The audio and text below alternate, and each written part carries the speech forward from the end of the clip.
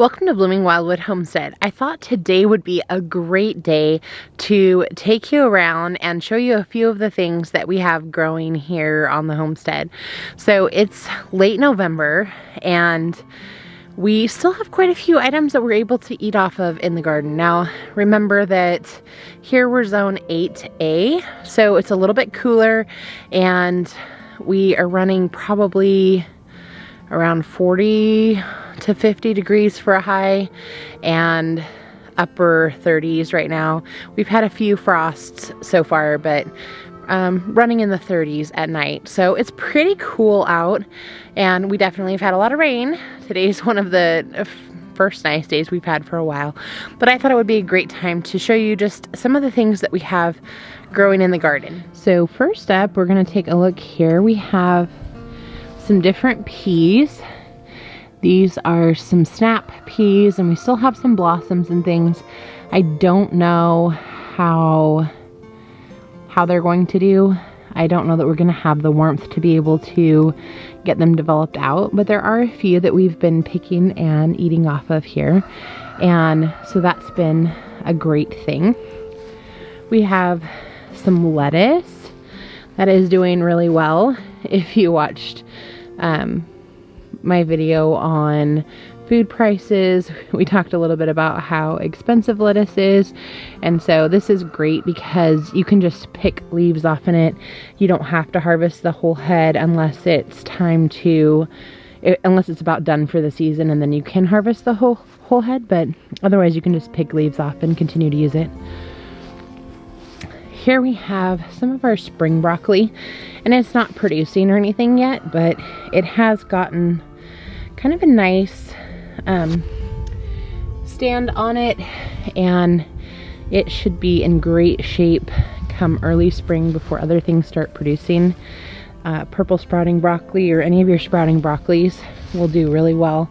They hold over during the winter, and then they'll go ahead and start blooming come early spring. Here we have some sprouting broccoli that we've been eating off of right now.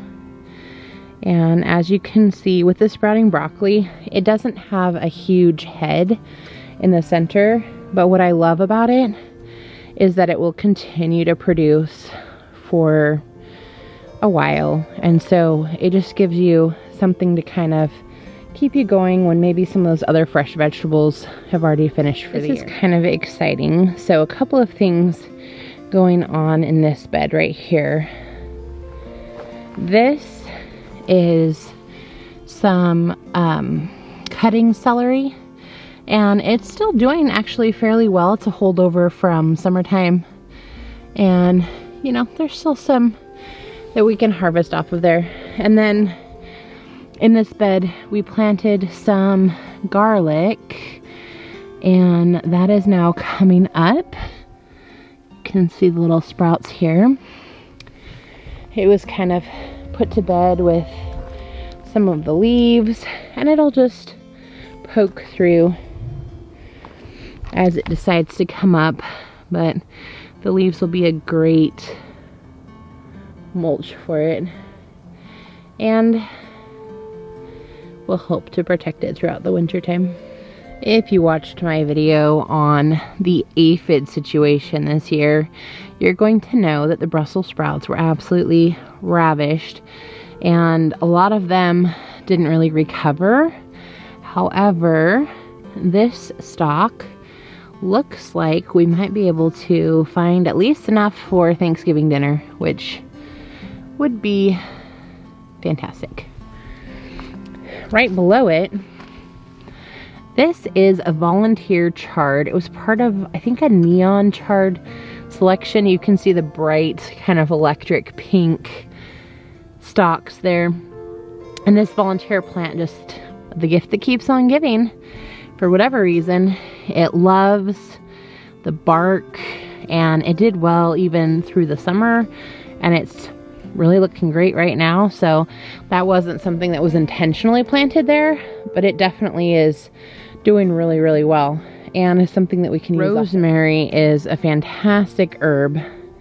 It's wonderful for all kinds of baking You can put it in bread. You can use it in cooking. It's complementary in a lot of dishes. You can use it with, saute it with your potatoes. This particular plant is well established and needs some work to kind of shape it up and get it into form, I guess you could say. But it is doing really, really well and provides lots of great rosemary to use off of. We have some more chard. This is not the electric, it's just kind of a regular chard, and it's doing really well as well. There are a couple of leaves that are a little bit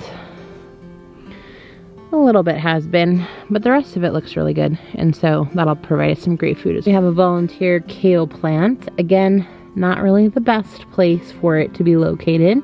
However, you know, at this particular point in time, we don't have a lot going on out here, and it's really enjoying it, so might as well let it grow and use off of it while we can.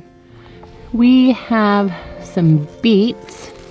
These are the golden beets, and I think they'll be ready to harvest at any point.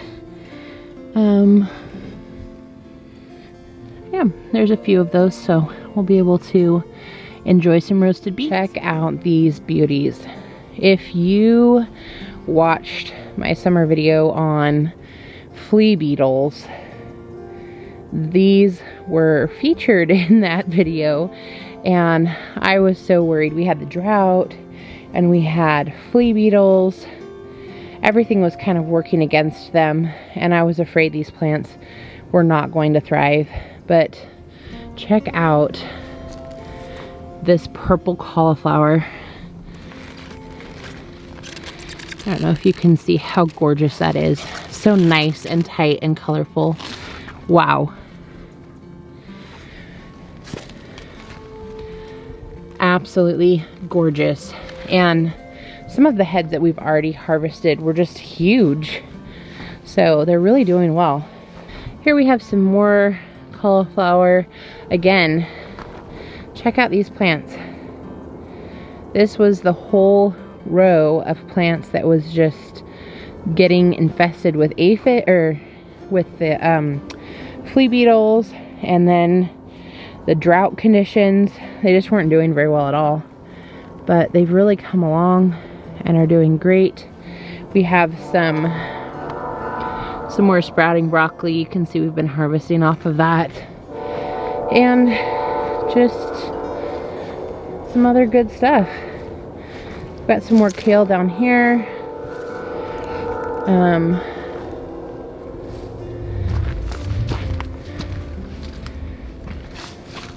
We have some cabbage that's coming along.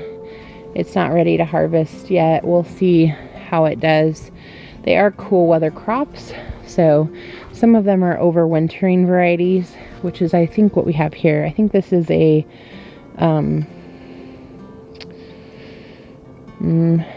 I want to say January King, but I don't know that that's accurate. I know we planted some January Kings, but I don't know if that's the one that came up there. Here we have some leek plants, and those are doing really well, coming along, developing out nicely. Those will be great to eat before too long here. I hope that you enjoyed today's video and that you were encouraged by some of the things that you were seeing around the homestead. No matter where you're at, there's probably a way to extend your growing season at least a little bit. So here we've really been working on that. And again, we're in zone 8. So cooler weather crops do pretty well this time of year. And we're also able to extend things a little bit earlier into the spring as well.